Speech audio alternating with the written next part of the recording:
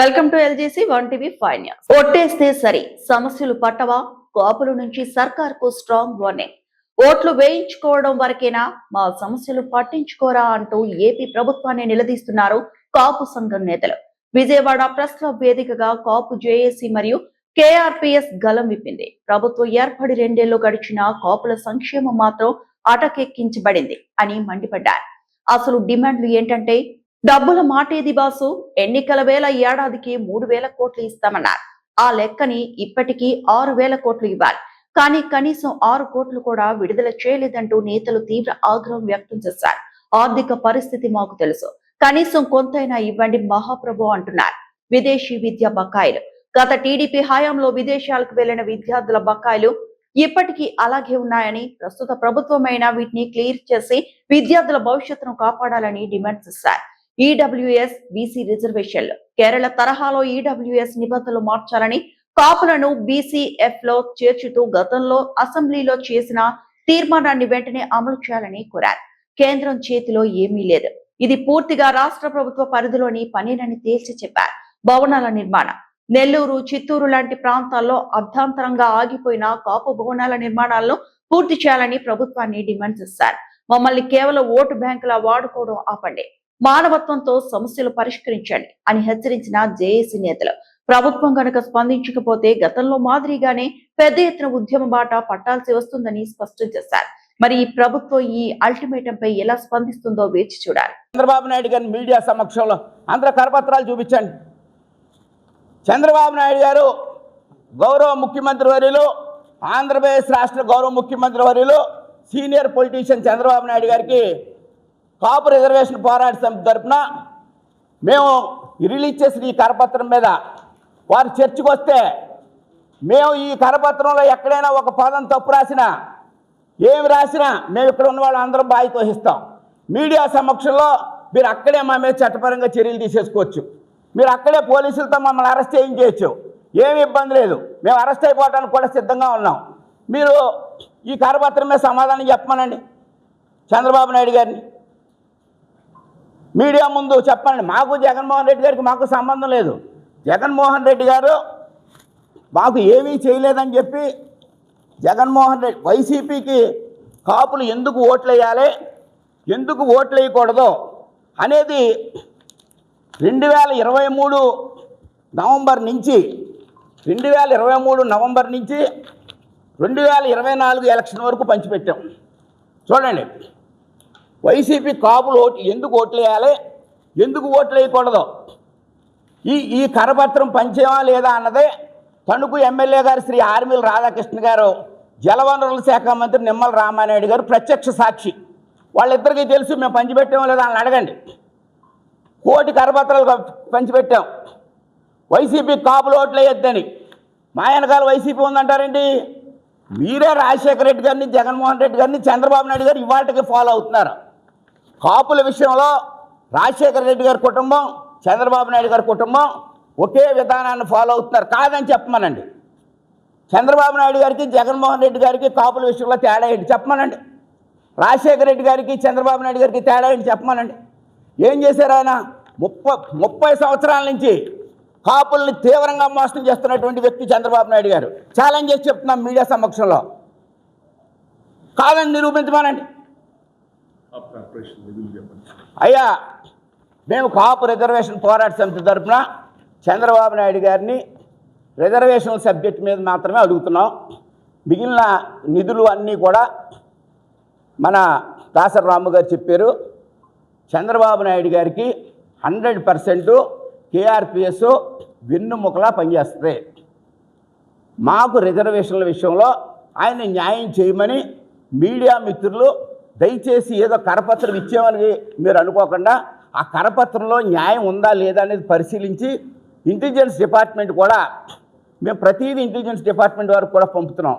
దీంట్లో అక్షరం అబద్ధం లేదు. 1995 నర్సీపట్నంలో ప్రజల ముంగిట ప్రభుత్వంలో చంద్రబాబు నాయుడు గారు రెవెన్యూ మినిస్టర్గా ఉన్నప్పుడు ఇచ్చాను నేను ఆయనకు మొదటి వినతి పత్రం. 95 ఆగస్టులో నర్సీపట్నంలో ఇచ్చాను చంద్రబాబు నాయుడు గారికి మొదటి రిప్రజెంటేషను. ఆ వాళ్ళ నుంచి ఇవాళకి కూడా నేను కంటిన్యూ అవుతున్నాను. ఆయన కంటిన్యూ అవుతున్నారు, నేను కంటిన్యూ అవుతున్నాను. ఇది యథార్థమైన విషయం. మాకు చంద్రబాబు నాయుడు గారు ఏ విధమైన న్యాయము చేయలేదు, ఏ విధమైన రిజర్వేషన్లు ఇవ్వలేదు. ఆంధ్రప్రదేశ్ విడిపోయిన తర్వాత కాపుల్ని 2014లో ఆయన ఉపయోగించుకున్నారు రాజకీయంగా, 2024లో ఉపయోగించుకున్నారు. కాపుల వల్లే 2019లో ఆయన అధికారం కోల్పోయారు. అది ప్రత్యక్షంగా ఆయనకు కూడా తెలుసు. 2029లో కాపుల సపోర్ట్ చంద్రబాబు నాయుడు గారికి కావాలా వద్దా అది మాకు చెప్పమనండి. ఏమండి, దయచేసి మాకు న్యాయం చేయమనండి. మాకు న్యాయం చేస్తే మేము ఆయన కూడానే ఉంటాం. అవసరమైతే ఆయన రిజర్వేషన్ ఇస్తే తెలుగుదేశం కండువాలు కప్పుకోవడానికి కూడా మేము వెనకాడం. అది కూడా చెప్పండి. ఆయన రిజర్వేషన్ ఇచ్చేస్తే ఆయన ఆఫీసులోనే తెలుగుదేశం కండువాలు వేసినా కూడా మేము స్వీకరిస్తాం. మాకు న్యాయం చేయాలి. మాకు కాపులకి చంద్రబాబు నాయుడు గారు న్యాయం చేస్తే మేము ఆయనకి బ్యాక్ బోన్లో ఉంటాం. లేదంటే ఈ కరపత్రం ఏదైతే కరపత్రం ఉందో ఈ కరపత్రం ఆంధ్రప్రదేశ్ రాష్ట్రంలో ప్రతి కాపు గుమ్మానికి పంచుతాం. చంద్రబాబు నాయుడు గారు 30 సంవత్సరాలుగా కాపులకి ఏమీ చేయలేదు అనేది ఈ కరపత్రాన్ని ప్రతి కాపు గుమ్మానికే పంచేస్తాం. ఏం అనుమానం లేదు. కాపులు ఓట్లు చంద్రబాబు నాయుడు గారు కావాలా వద్దా? చంద్రబాబు నాయుడు గారిని అడుగుతున్నాం. మేము ఇంకెవరిని అడగట్లా, ఇంకెవరిని అడగం కూడా. ఈ రాష్ట్ర ముఖ్యమంత్రి చంద్రబాబు నాయుడు గారిని అడ్రస్ చేస్తున్నాం. మేము మరొకరిని ఎవరిని అడ్రస్ చెయ్యం, ఆయన్నే అడుగుతున్నాం. దయచేసి చంద్రబాబు నాయుడు గారు మీరు కాపుల విషయంలో తేల్చేయండి, ఏదో ఒకటి తేల్చేయండి. నమస్కారం. తెలగా బలిజా కాపు జేఏసీ కన్వీనర్. ఈరోజు మన విజయవాడలో ప్రెస్ క్లబ్లో కొన్ని విషయాలు కాపు సమాజం సంబంధించిన ఇబ్బందుల గురించి ప్రభుత్వానికి విన్నవించుకోవటానికి, ప్రజలకు తెలియజేయడానికి ఈ ప్రెస్ మీట్ ఏర్పాటు చేశాం. ఈ కాపు రిజర్వేషన్స్, కాపు కార్పొరేషన్ నిధులు, ఈడబ్ల్యూఎస్ రిజర్వేషన్స్ వీటన్నిటి మీద మొదటి నుంచి కూడా మా ఈ తెలగా బలిజా కాపు చేసి నెక్స్ట్ కేఆర్పిఎస్ కాపు రిజర్వేషన్ పోరాట సమితి సంయుక్తంగానే కార్యక్రమాలు నిర్వహిస్తున్నాం. గత 7 సంవత్సరాల నుంచి జగన్మోహన్ రెడ్డి గవర్నమెంట్లో ఈడబ్ల్యూఎస్ కోసం, కాపు కార్పొరేషన్ నిధుల కోసం ఫైట్ చేశాం. ఇప్పుడు ప్రభుత్వం వచ్చి 2 సంవత్సరాలు అయింది. కాపు కార్పొరేషన్ సంబంధించి ₹1 నిధులు కూడా ఇవ్వలేదు. దానికి సంబంధించే మేము కొంచెం ప్రభుత్వానికి గట్టిగా తెలియజేద్దామని చెప్పని వచ్చాం. ఇవి ముఖ్యంగా ఈ మధ్య కాలంలో మా కాపుల దగ్గర నుంచాను ఈ జనసేన అని పేరు చెప్పుకునే వాళ్ళు కొంతమంది దగ్గర నుంచి మాకు ఒక కొత్త వింత విచిత్రమైన ఎదురుపడుతున్నాయి. జగన్ గవర్నమెంట్లో మీరెవరు ఉద్యమాలు చేశారా, అడిగారా, తెలుగుదేశం రంగాన్ని గుర్తుకొస్తాయా అని చెప్పని తెలుగుదేశం పార్టీ వాళ్ళ కంటే కూడా మా సంబంధించిన వాళ్ళే ప్రశ్నలు ఎక్కువ అవుతున్నాయి. ఇవి జగన్మోహన్ రెడ్డి గారి వైసీపీ గవర్నమెంట్లో ఈడబ్ల్యూఎస్ రిజర్వేషన్ సంబంధించి అధికారంలోకి వచ్చి సంవత్సరంన్నర అయినా కూడా ఇవి అమల్లో తేలేదని చెప్పని మేము చేసిన విజయవాడ ధర్నా చౌకుల దగ్గర చేసిన ధర్నాలు, మిగతా అగ్రకులాలకు సంబంధించిన అర్థం కలుపుకొని రౌండ్ టేబుల్ కాన్ఫరెన్స్లు, ఇవి కాదు ఇంకా అనేక కార్యక్రమాలు కాపు నిధుల కోసం, మిగతా వాటి కోసం ప్రభుత్వాలతో మాట్లాడటం కానీ, ఉద్యమాలు చేయటం కానీ అంటే మేము చేసి చెప్పుకోవాల్సిన పరిస్థితి వచ్చింది. గతంలో మాకు ఆ బాధ లేదు.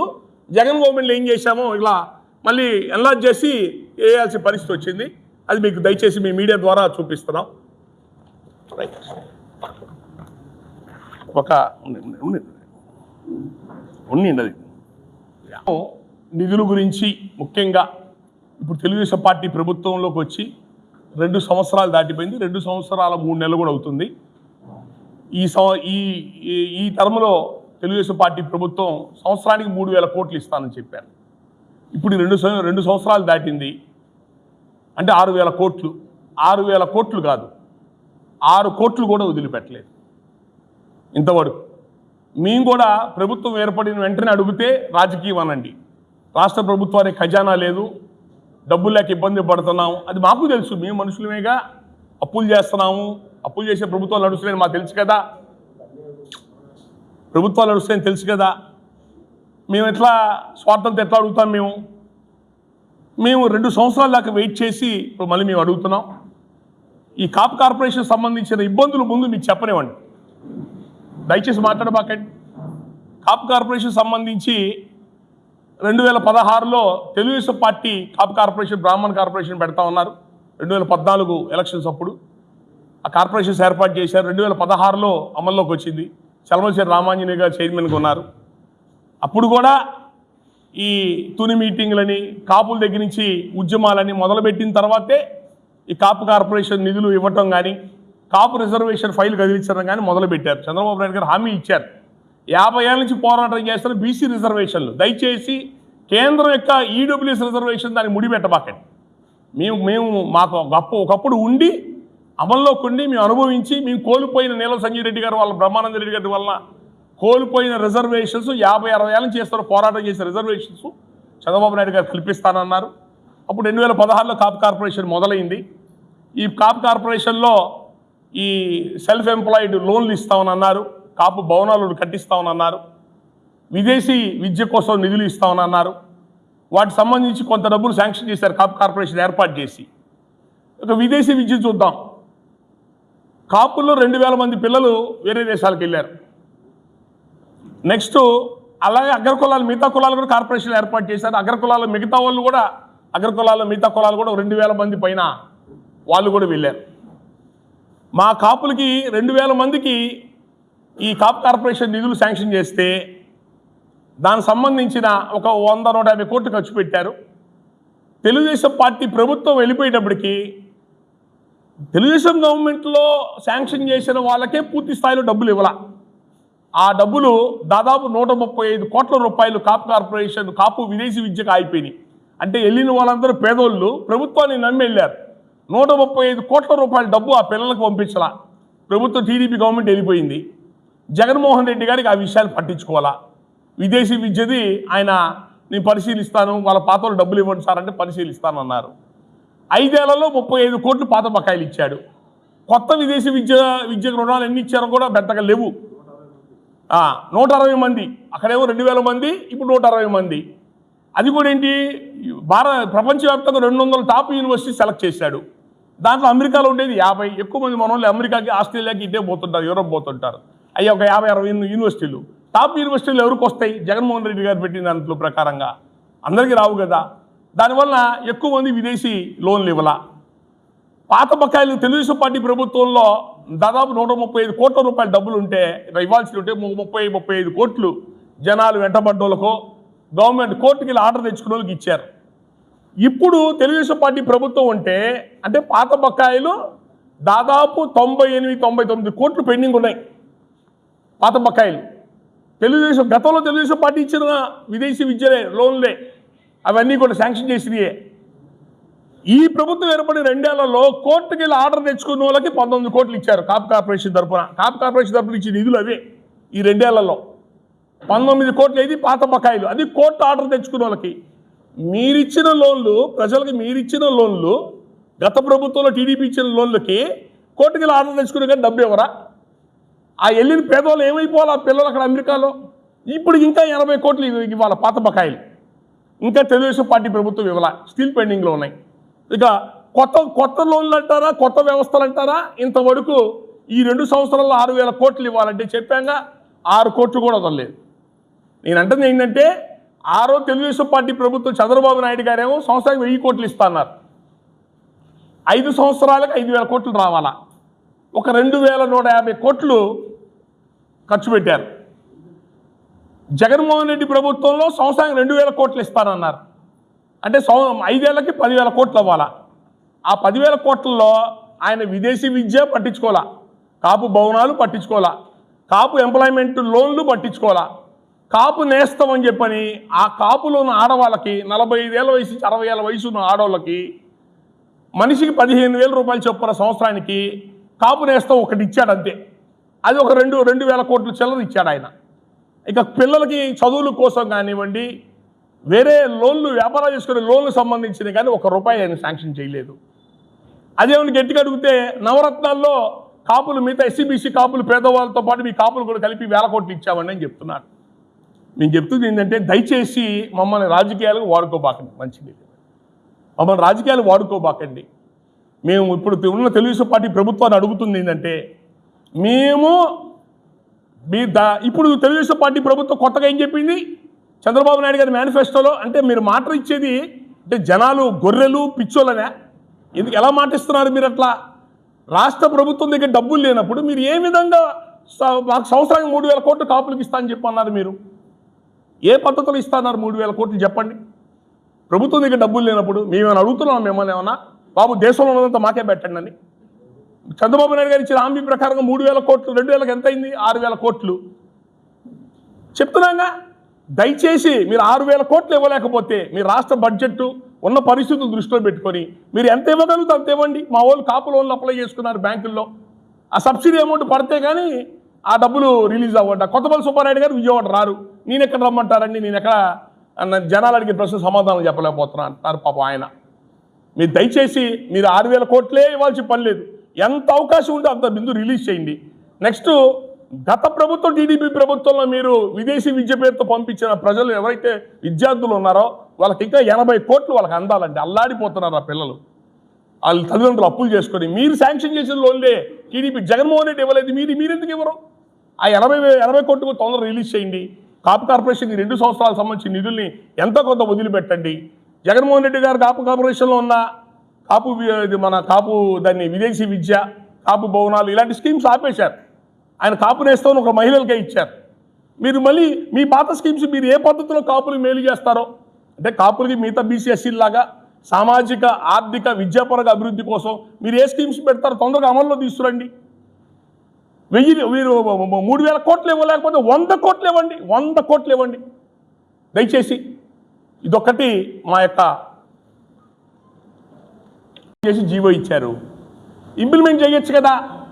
ఇంప్లిమెంట్ చేయకుండా కేంద్రం యొక్క అనుమతి కావాలని కేంద్రానికి పంపించారండి. ఇది కేంద్రానికి ఏ సంబంధం లేదు ఈ రిజర్వేషన్. ఇప్పుడు మహారాష్ట్రలో మరాఠాలకు ఇచ్చారు 10% రిజర్వేషన్లు, ఇలాగే మనలాగే కాపులకు ఇచ్చారంటే 10% రిజర్వేషన్ మరాఠాస్కి ఇచ్చారు మహారాష్ట్ర ప్రభుత్వం. వాళ్ళు జీవో ఇచ్చారు, సర్వే చేయించారు, మనలాగే జీవో ఇచ్చారు. ఏ కేంద్రానికి పంపించినా వాళ్ళే అమల్లో తీసుకొచ్చారు. ఇప్పుడు అమలు జరుగుతున్నాయి. బీసీలతో సమానంగా కావాల్సిన హక్కులు మరాఠాలకు అందేటట్టుగా 10% రిజర్వేషన్ అమల్లో జరుగుతున్నాయి. మీరు గూగుల్లో సెర్చ్ చేసుకోండి, అవునా కాదో. వాళ్ళు అమల్లో తీసుకొచ్చే రిజర్వేషన్ని చంద్రబాబు నాయుడు గారు కేంద్రానికి ఏం సంబంధం ఉందని చెప్పి కేంద్ర అనుమతి కోసం పంపించారు. ఇది రాష్ట్ర రిజర్వేషన్లా, సెంట్రల్ ఓబీసీ రిజర్వేషన్లా? ఇవి రాష్ట్ర రిజర్వేషన్లు, ఇవి కేంద్రానికి ఏం సంబంధం? అది జీవీఎల్ నరసింహారావు గారు రాజ్యసభ ఎంపీగా ఉన్నప్పుడు జగన్ గవర్నమెంట్లో మేము అడిగాం, అయ్యా కేంద్రానికి పంపించారంటే అనుమతి రాలేదు, కేంద్రానికి పంపించారంటే అనుమతి రాలేదని మేము కూడా అమాయకుల్లాగా అట్లాగా అడుగుతున్నాం. జీవీఎల్ నరసింహారావు గారు పార్లమెంట్లో అడిగారు ఆ విషయాన్ని. చంద్రబాబు నాయుడు గారు కాపులకి బీసీ రిజర్వేషన్లు 5% ఇస్తూ ఎఫ్ కేటగిరీలో పెట్టి ఢిల్లీ పంపించిన ఫైల్ ఏమైంది, అది ఎంతవరకు వచ్చిందని చెప్పని అడిగితే minister of social justice and empowerment, social welfare minister గారు పార్లమెంట్లో దాని మీద అనౌన్స్ చేశారు 2022లో. ఇది మీ రాష్ట్ర రిజర్వేషన్లు, మా కేంద్రానికి ఏం సంబంధం? ఇదేమైనా income tax, railways, postal service ఉద్యోగాల? రాష్ట్ర రిజర్వేషన్, బీసీ రిజర్వేషన్లు, రాష్ట్ర బీసీ రిజర్వేషన్ రాష్ట్ర ప్రభుత్వం ఇష్టం, మీ యొక్క పరిధిలో ఉంటుంది. మాకు ఆ రోజే మాకు ఆంధ్రప్రదేశ్ ప్రభుత్వం నుంచి మాకు పంపించారు. పంపించిన దాన్ని మేము ఆ రోజే తిరిగి మీ మన ఆంధ్రప్రదేశ్కి సమాధానం చెప్పేశాము. ఇది మీ రాష్ట్ర ప్రభుత్వ రిజర్వేషన్స్ మీరు అమలు చేసుకోవచ్చు, మాకేం సంబంధం లేదని ఆ రోజే సమాధానం చెప్పామని చెప్పని కేంద్ర సోషల్ వెల్ఫేర్ మినిస్టర్ గారు పార్లమెంట్ సాక్షిగా చెప్పారు. అంటే ఇది మమ్మల్ని మోసం చేయటం కాదా? 50-60 ఏళ్ళ నుంచి పోరాటం చేస్తున్న కాపు బీసీ రిజర్వేషన్ని చంద్రబాబు నాయుడు గారు 5 సంవత్సరాల అధికారంలో ఉండి మీ ఉద్యమాలు చేసి పోరాటాలు చేస్తే గవర్నమెంట్ వెళ్ళిపోయే 2 నెలల ముందు మీరు అసెంబ్లీలో జీవో ఇచ్చి తీర్మానం చేసి కాపులు బీసీ రిజర్వేషన్లు ఇస్తూ, బాబు కొద్దిగా మాట్లాడబాకండి, రిజర్వేషన్లు ఇస్తూ దాన్ని మీరు అమలు చేయకుండా కేంద్రానికి పంపించారు. కేంద్రానికి ఏ సంబంధం లేకపోయినా ఇది మమ్మల్ని మోసం చేయటం కాదా? దయచేసి ఆచరణ సాధ్యమే చెప్పండి సార్, ఆచరణ సాధ్యం కానీ చెప్పబాకండి. జగన్మోహన్ రెడ్డి గారేమో నాకు ఆ రిజర్వేషన్ సంబంధం లేదంటాడు ఆయన. ఈడబ్ల్యూఎస్ వచ్చేటప్పటికేమో ఆయన మళ్ళీ జగన్మోహన్ రెడ్డి గారు ఆ రోజున కేంద్రం పెట్టిన షరతులు పూర్తిగా అమల్లో తీసుకురాలా, ఇన్కమ్ ట్యాక్స్ వరకే పరిగణలో తీసుకున్నాడు, ఆస్తి పరిగణలో తీసుకోవాలా. దానివల్ల అగ్రకులాల పేదలందరూ డబ్బున్న వాళ్ళందరూ వచ్చేస్తున్నారు ఈడబ్ల్యూఎస్లోకి. ఇలా ఎన్ని రకాలుగా మేము మోసపోమంటారు, ఎన్ని రకాలుగా వెన్నుపోటు పొడిపించుకోమంటారు మీ 2 ప్రభుత్వాలు, మీ 2 కులాల చేత.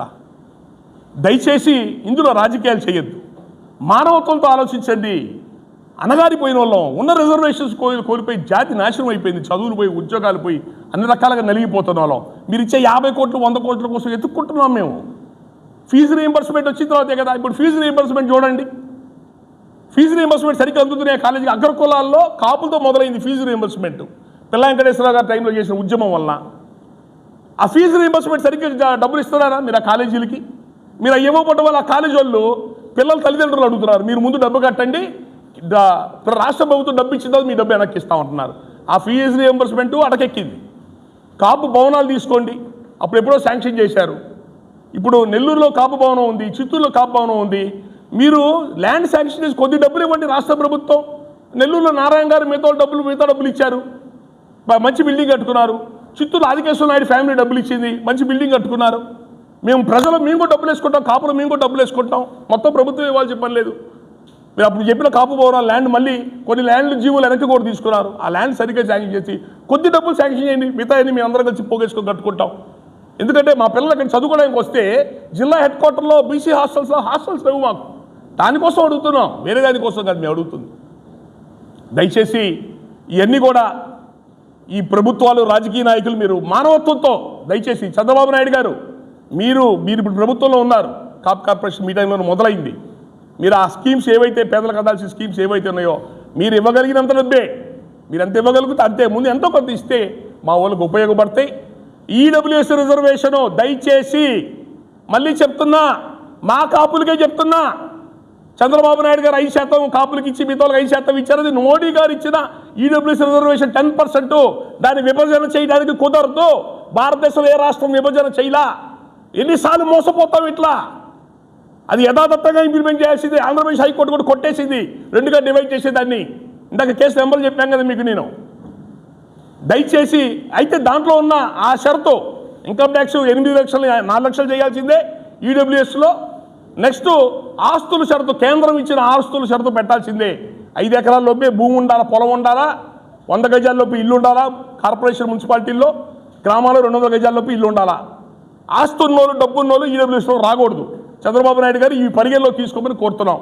రెండోది, మేము ఎప్పటి నుంచో పోరాటం చేస్తున్నా, మా బీసీ రిజర్వేషన్ ఈడబ్ల్యూఎస్ కాదు, మా బీసీ రిజర్వేషను మీరే జీవో ఇచ్చారు, అసెంబ్లీలో తీర్మానం చేశారు, కేంద్రాన్ని పంపించి డైవర్ట్ చేసి తప్పించుకున్నారు. కేంద్రం క్లియర్గా చెప్పేసింది ఇది మాకు సంబంధం లేదు.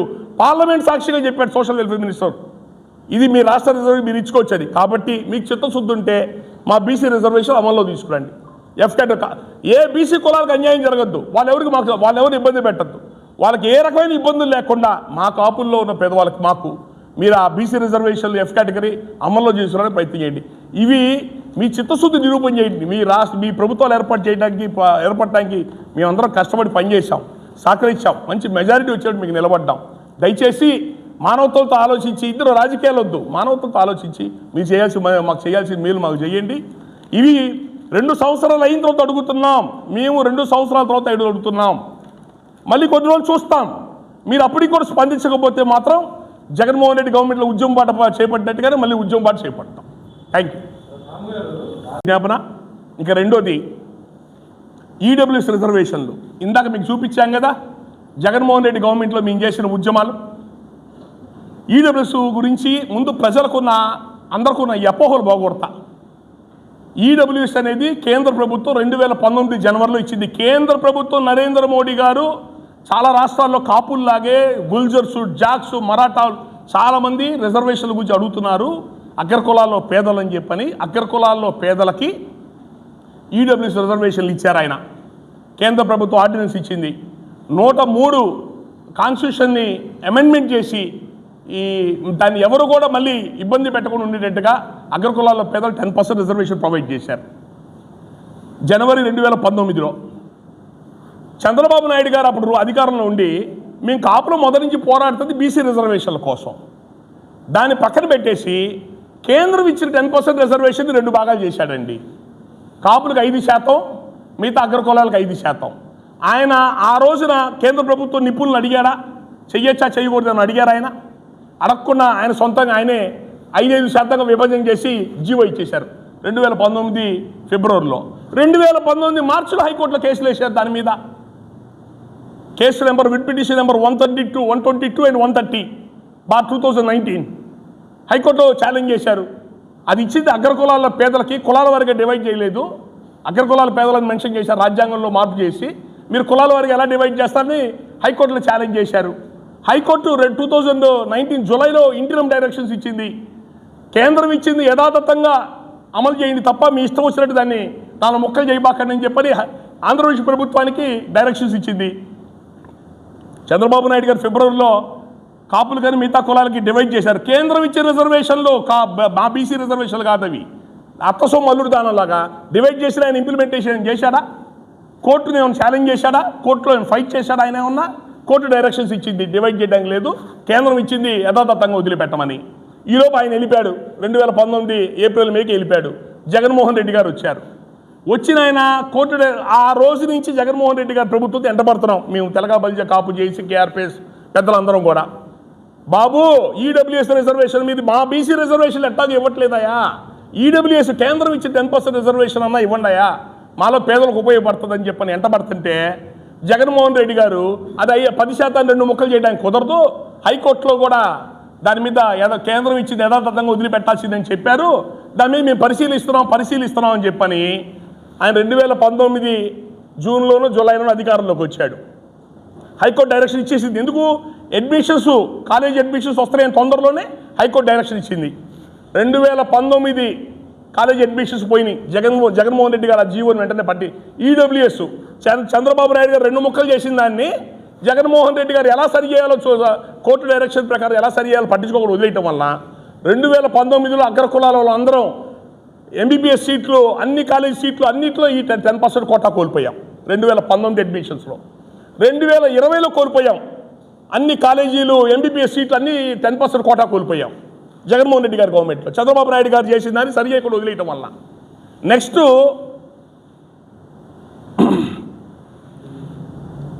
గ్రామ సచివాలయాలకి 2019 అధికారంలోకి వచ్చిన వెంటనే జూలైలో నోటిఫికేషన్ ఇచ్చారు గ్రామ సచివాలయాల సెక్రటరీల కోసం. రెండు నోటిఫికేషన్లు ఇచ్చారు. 2 నోటిఫికేషన్లు కలిపి 1,42,000 ఉద్యోగాలు జగన్మోహన్ రెడ్డి గారు వదిలిపెట్టింది అధికారంలోకి వచ్చిన వెంటనే. ఈడబ్ల్యూఎస్ కనీసం 10%గా అమలు అయిన ఉన్న అగ్రకులాల పేదలకి ఎన్ని ఉద్యోగాలు వచ్చాయండి? 14,000 ఉద్యోగాలు వచ్చాయి. 1,42,000 ఉద్యోగాలు వదిలేడు ఆయన జగన్మోహన్ రెడ్డి గారు. అడ్మిషన్స్ పోయింది మాకు ఈడబ్ల్యూఎస్ సరిగ్గా ఇంప్లిమెంట్ చేయకపోవటం వల్ల, ఈ 2 పార్టీలు 2 ప్రభుత్వాల యొక్క బాధ్యత రాయించడం వల్ల. నెక్స్ట్ ఈ మాకు గ్రామ సచివాలయాల సెక్రటరీకి 1,42,000 ఉద్యోగాల్లో ఈడబ్ల్యూఎస్ 10% కోటా కోల్పోయాం. అప్పుడు అది అయిన తర్వాత ఉద్యమాన్ని చేపట్టాం. ఆ రోజు చేపట్టిన ఉద్యమాలు ఇవి బొచ్చు దొరక, ఇవి హైదరాబాద్ కాదుగా, విజయవాడగా, మాకు ధర్నా చౌకే అన్నిటికీ ఆడకి ఇప్పుడు ఎన్ని కార్యక్రమాలు చేశామో, ఎంతమంది పెద్దల చుట్టూ తిరిగామో, రౌండ్ టేబుల్ కాన్ఫరెన్సులు ఇవన్నీ పెట్టి. ఏది ఈడబ్ల్యూఎస్ మీరు దయచేసి ఈడబ్ల్యూఎస్ని వెంటనే ఇంప్లిమెంట్ చేయండి, ఉద్యోగాలు ఇచ్చుకుంటూ పోతున్నారు, 1,00,000 ఉద్యోగాలు, అడ్మిషన్స్ పోతున్నాయి, మాకు ఇబ్బందులు పడుతున్నాం అని చెప్పని ఆ రోజున ప్రభుత్వం మీద ఒత్తిడి చేసి ధర్నాలు చేస్తే అప్పుడు జగన్మోహన్ రెడ్డి గారు చెప్పారు, హైకోర్టు డైరెక్షన్ ఇచ్చింది 2గా విభజన చేయడానికి లేదని, కేంద్రం ఇచ్చింది యథాతథంగా రిలీజ్ చేయడానికి అయితే చేస్తాను కానీ 2గా విభజన చేయడం అయితే చట్టపరంగా కుదరదు అని చెప్పని 10% ఈడబ్ల్యూఎస్ రిజర్వేషన్ అమల్లో తెచ్చాడు 2021 జూలైలో. 2021 జూలై అంటే 2019 జూలైలో అధికారంలోకి వస్తే 2 సంవత్సరాల తర్వాత కేంద్రం ఇచ్చి 10% యథాతథంగా వదిలేశాడు, రిజర్వేషన్ అమల్లో తీసుకొచ్చాడు. ఇక్కడ మళ్ళీ ఇంకో మోసం, ఇంకొక ఇబ్బంది జరిగింది, ఇంకొక అన్యాయం జరిగింది మా అగ్ర కులాల పేదలకి. ఎట్లాగంటే కేంద్రం 8 లక్షల రూపాయలు ఇన్కమ్ ట్యాక్స్ చెప్పింది. అగ్ర కులాల పేదలంటే వాళ్ళకి నియమాలు పెట్టింది. 8 లక్షల ఇన్కమ్ ట్యాక్స్ లోపు కట్టాలా, ఆస్తులు 5 ఎకరాల పొలం అయితే 5 ఎకరాల లోపే పొలం ఉండాలా, పట్టణాల్లో మున్సిపాలిటీలు అయితే 100 గజాల లోపు ఇల్లు, గ్రామాల్లో అయితే 200 గజాల ఇల్లు. ఇది కేంద్రం ఇచ్చిన షరతులు. అన్ని రాష్ట్రాలు 10% రిజర్వేషన్ యథాతథంగా వదిలేస్తున్నాయి. భారతదేశం మొత్తం నరేంద్ర మోడీ గారు ఇచ్చిన 10% రిజర్వేషను యథాతథంగా 10% అమల్లో తీసుకొచ్చారు. భారతదేశం మొత్తం కేంద్రం ఇచ్చిన షరతుల్ని యథాతథంగా అమలు చేశారు. ఇన్కమ్ ట్యాక్స్ 8 లక్షలు, ఆస్తి వాళ్ళు చెప్పిన షరతుల ప్రకారమే 5 ఎకరాల్లో భూమి, పట్టణాల్లో 100 గజాల్లోపు ఇల్లు, గ్రామాల్లో అయితే 200 గజాల్లోపు ఇల్లు అని చెప్పి భారతదేశం అంతా ఇంప్లిమెంట్ అవుతుంటే జగన్మోహన్ రెడ్డి గారు 10%గా ఇంప్లిమెంట్ చేశారే కానీ ఆస్తి దగ్గరికి వచ్చేటికి ఇన్కమ్ ట్యాక్స్ ఒకటే షరతు పెట్టుకున్నాడు, ఆస్తిని పెట్టలా. ఆస్తి పరిగణలోకి రాదు, ఎంత ఆస్తి ఉన్నా ఈడబ్ల్యూఎస్ సర్టిఫికేట్ ఇచ్చేస్తారు వాళ్ళకి. ఇన్కమ్ ట్యాక్స్ 8 లక్షల లోపు కడితే చాలు. 10 కోట్ల ఆస్తున్నోడు కూడా 8 లక్షల ఇన్కమ్ ట్యాక్స్ కట్టాడండి భారతదేశంలో. 10 కోట్లు కాదు, 50 కోట్లన్నోడు కూడా కట్టాడు ఇన్కమ్ ట్యాక్స్ 8 లక్షలు. అందుకనే కేరళ గవర్నమెంట్ 8 లక్షలు 4 లక్షలు చేసింది. ఆ వెసులుబాటు ఇచ్చింది కేంద్రం. మీ యొక్క ప్రాంతాలను బట్టి ఆర్థిక స్థితిగతులు బట్టి చిన్న చిన్న మార్పులు చేసుకోమని కేంద్రం ఆ జీవోలో ఇచ్చింది. కేరళ గవర్నమెంట్ 8 లక్షలు 4 లక్షలు చేసింది.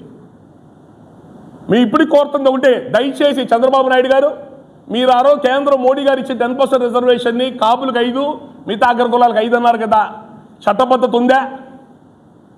అయ్యా మహానుభావులారా, జగన్మోహన్ రెడ్డి 5% రిజర్వేషన్ కొట్టేశారు అంటున్నారు కదా, దానిలో చూడండి.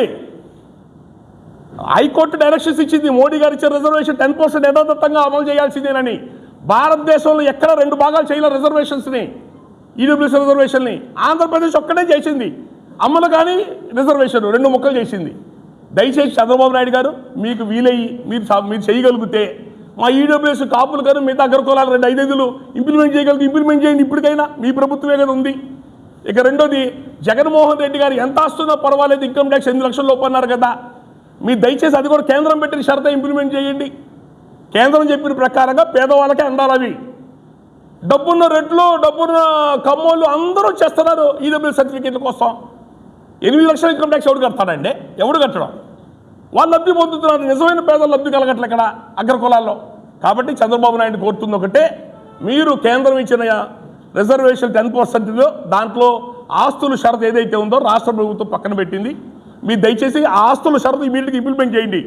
5 ఎకరాల లోపే పొలం ఉండాలా, 100 గజాల లోపే ఇల్లు ఉండాలా, మున్సిపాలిటీల్లో గ్రామాలైతే 200 గజాల లోపే ఇల్లు ఉండాలా. ఆ షరతును మీరు దయచేసి మళ్ళీ ఇంప్లిమెంట్ చేయండి. జగన్మోహన్ రెడ్డి గారు ఆ షరతును పక్క పెట్టారు.